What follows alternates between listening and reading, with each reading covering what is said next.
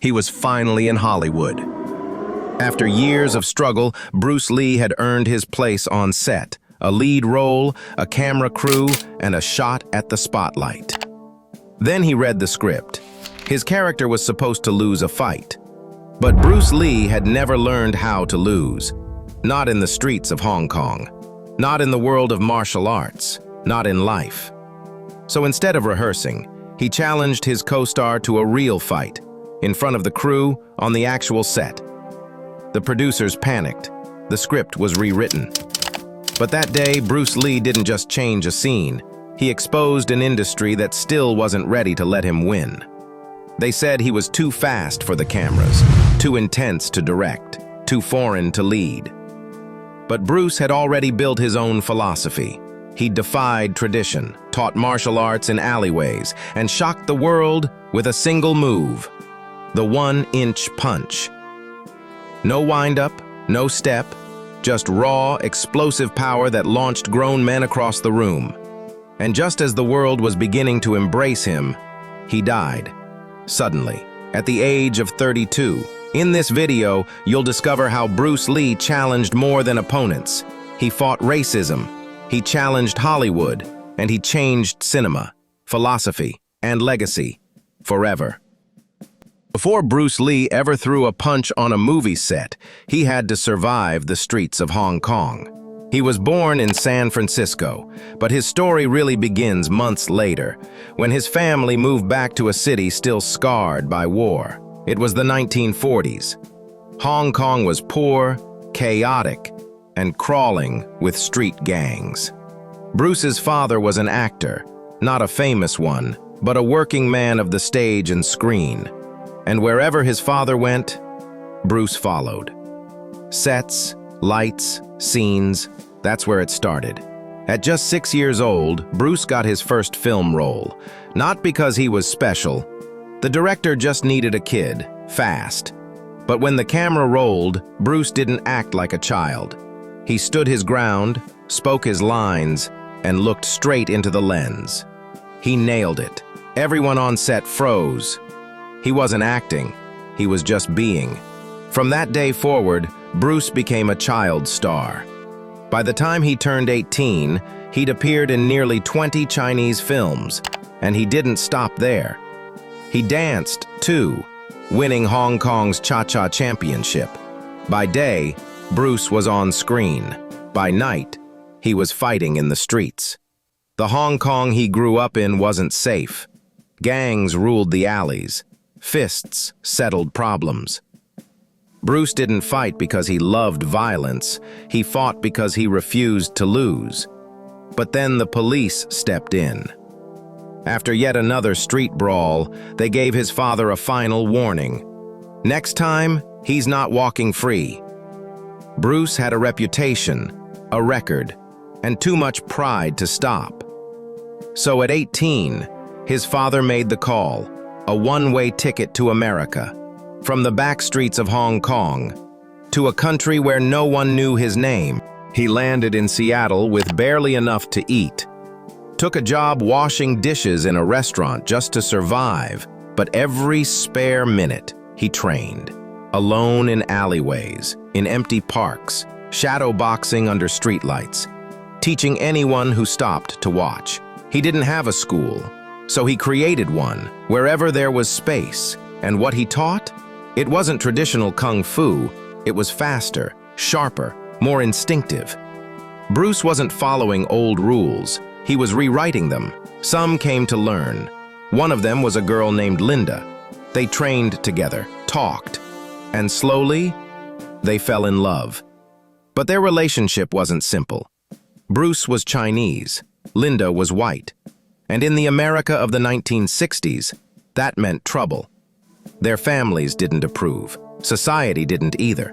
But Bruce never chased approval. They got married quietly, in court, without anyone's blessing. Because Bruce wasn't just fighting in alleys anymore, he was fighting expectations. He was fighting racism. He was fighting the rules. And he was just getting started. As word spread about Bruce's unique fighting style, students began to appear. Americans, black students, white students. Anyone who wanted to move like him, fight like him, think like him. But not everyone approved. His own community, the Chinese martial arts elders in America, felt betrayed. To them, Kung Fu wasn't just a skill. It was sacred, a guarded tradition, passed down only to Chinese students. And Bruce? He was breaking that code. They warned him. He didn't stop. So tradition took over. They challenged him. If he wanted to keep teaching non-Chinese students, he'd have to prove he was worthy by defeating their top fighter in a private match, or shut his school down. Bruce didn't flinch. He accepted. When the fight began, he ended it in 3 minutes. He won, but it didn't feel like victory. Later, he told Linda, "That shouldn't have taken 3 minutes. It should have taken 30 seconds. Those extra moments, they haunted him." So he disappeared, locked himself away, and started pushing his body further than anyone thought possible. 2,000 punches, every day. 24 kilometers of cycling, weight training, speed drills, balance work. Not for medals, not for money, for perfection. Because this wasn't about technique anymore, it was about truth. Bruce realized the traditional styles he'd learned were too rigid, too slow, too ceremonial for real combat. So he created something new, something personal, a philosophy disguised as a fighting style. He called it Jeet Kune Do, the way of the intercepting fist. No fixed forms, no patterns, just pure adaptability. It was fast, it was raw, it was real, and it became who he was. Bruce Lee didn't just train in silence. He was preparing to show the world what his new body and his sharpened mind could truly do.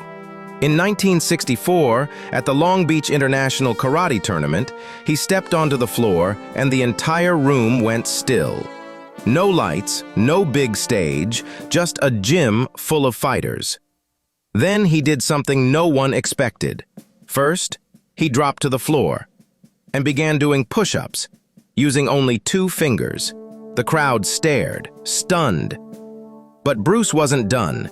He stood, faced a volunteer, and from just 1 inch away, threw a punch. No wind-up, no step, just 1 inch. The man flew backward like he'd been hit by a truck. That was the 1-inch punch. And it wasn't magic, it was mastery. Bruce had trained his body to move as one. From foot to hip to spine to fist, every muscle timed to a single explosive release. The crowd erupted, martial artists were stunned. And scientists? They would go on to study that punch for years to come. That punch didn't just shock martial artists. It opened doors. One of the spectators at Long Beach worked with 20th Century Fox. He couldn't stop talking about Bruce. And soon, Hollywood came calling. Bruce was invited to audition, but when the cameras rolled, something strange happened. They couldn't capture him. His punches? Too fast. His kicks? A blur. Every move, too sharp for film. The footage looked unreal, so they asked him to do it all again, slower. Not because he was wrong, but because he was too real. Still, the producers were impressed. They gave him a role in a new series, The Green Hornet. Not the lead. He'd play the sidekick, Kato. But even in that limited space, Bruce lit up the screen. To American viewers, he was a silent mystery. To audiences in Hong Kong, he was the whole show. Back home, it wasn't called The Green Hornet. It was the Kato Show. Bruce was becoming a star. But he wasn't here just to throw kicks and vanish. He had stories to tell, philosophies to share. So he pitched his own idea to Hollywood, a series called Kung Fu, about a Chinese monk wandering the American West. Studios liked the idea. They just didn't like the man behind it. Instead of casting Bruce, they gave the role to a white actor, put him in makeup, made him pretend to be Chinese. Bruce watched from the sidelines, as someone else lived the life he'd imagined. They liked his moves, just not his face. That rejection cut deep. Bruce had given Hollywood everything, his talent, his vision, his patience. But when it came time to lead, they told him to step aside, so he did. Not in defeat, in defiance. He packed his bags and left America behind, returned to Hong Kong frustrated, but focused. And the moment he landed, something unexpected happened. He wasn't just another actor. He was already a star, because while he played sidekick in the US, Hong Kong had been watching. To them, Bruce was more than an actor. He was power, he was pride, he was potential. And now, he was home. He signed with a local studio, Golden Harvest. They didn't just offer him a role, they gave him control. His first film, The Big Boss, hit like a thunderclap. Audiences had never seen anything like it. Fast, raw, emotional. Bruce wasn't just fighting villains, he was fighting for workers, for justice, for the little guy. Then came Fist of Fury. He took on racism, colonialism, oppression, with nothing but his fists.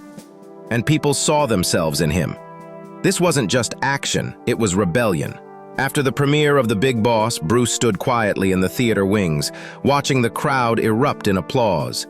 Cheering, crying, clapping like they'd witnessed a miracle. And Bruce, he just stood there, silent, wiping a tear from his cheek. He didn't need Hollywood's throne. He had built his own. Bruce Lee had found his voice. And now, he wanted to own every word of it. Being the star wasn't enough anymore. He wanted to control the frame, the direction, the message. So he took a risk. Wrote his next film, directed it, produced it, and of course, starred in it. The film was Way of the Dragon. And this time, Bruce was calling every single shot. He moved the story to Rome, shot scenes in the ancient Colosseum, and brought in one of the few men fast enough to face him on screen, Chuck Norris. Their fight? It wasn't just brutal, it was beautiful. Two fighters, no wires, no doubles, just raw skill and silence, broken only by the sound of bone meeting bone. Critics would later call it one of the greatest martial arts fights ever captured on film, but for Bruce, it was more than choreography, it was philosophy. Two worlds colliding, East and West on his terms. Way of the Dragon was a hit, and Bruce Lee? He was no longer just a martial artist in movies. He was an artist, a storyteller, and for the first time, he was fully in control. Bruce had conquered Asia. Now, Hollywood wanted back in. But this time, it was different. They weren't offering him a sidekick. They were offering him the spotlight. Warner Brothers reached out with a project, a full-length martial arts film co-produced with Golden Harvest. The title? Enter the Dragon. It was the moment Bruce had dreamed of. A global film, a leading role, his story, his way. But making it wasn't easy. On set, tensions ran high. Language barriers, culture clashes, ego battles. American extras trying to prove themselves would challenge Bruce to real fights between takes. He didn't back down. Sometimes he'd settle it right there, with one strike, one move, one lesson. Behind the scenes, it was chaos. But Bruce's wife, Linda, became the bridge connecting two worlds, helping American and Chinese crews work together. And somehow, in all that noise, Bruce delivered silence. Enter the Dragon wrapped filming. It was bold, stylish, brutal, and Bruce? He was electric. Finally, the world was going to see him the way he saw himself. A philosopher, a fighter, a hero. Bruce Lee had done it. The film was finished. His dream, the real one, was finally complete. But he wouldn't live to see it come true. In July of 1973, just weeks before Enter the Dragon was set to release, Bruce began complaining of headaches. He was in Hong Kong, working on another film, Game of Death, when the pain came again. Strong, sudden, different. That day, he visited a friend, actress Betty Ting Pei. She offered him a common painkiller. Bruce took it, said he needed to lie down. He never got back up. Hours later, when Betty tried to wake him, Bruce Lee was gone. The world was stunned. He was 32 years old, a father, a husband, a legend in motion, cut short. Doctors ruled it cerebral edema, a swelling of the brain likely triggered by a severe allergic reaction. But the rumors started almost immediately. Some blamed overtraining, others whispered about the Chinese mafia, a few called it a curse. Yet no theory could soften the truth. Bruce Lee, the man who seemed invincible, who fought the world to a standstill, had lost his final battle, quietly, in sleep. Bruce Lee never saw Enter the Dragon premiere. He never walked the red carpet, never heard the cheers, never felt the wave of global awe that followed. But his presence was everywhere. The film was released just 1 month after his death. It earned over $90 million worldwide, on a budget of less than $1. And with it, Bruce Lee didn't just break into Hollywood, he shattered it. For the first time, an Asian man wasn't the sidekick. He was the hero, the icon, the future. Enter the Dragon didn't just launch Bruce, it launched a genre. Suddenly, martial arts wasn't niche, it was global. Studios scrambled to recreate what Bruce had done effortlessly, and yet, no one ever could. His unfinished movie, Game of Death, was completed after his passing. Technology, doubles, old footage, anything to give fans one more glimpse of the dragon. Years later, his only son, Brandon Lee, followed in his footsteps. He too became a martial arts star. And then, eerily, he too died on set. A real bullet, meant to be fake, ended his life during the filming of The Crow. 2 generations, 2 legends, 2 tragedies. But legends don't disappear, they echo. Bruce Lee lived only 32 years, yet in that short time, he reshaped identity, culture, cinema, and belief. He didn't just punch through boards, he punched through walls, walls of race, of doubt, of fear. And with just 1 inch of movement, he moved the entire world.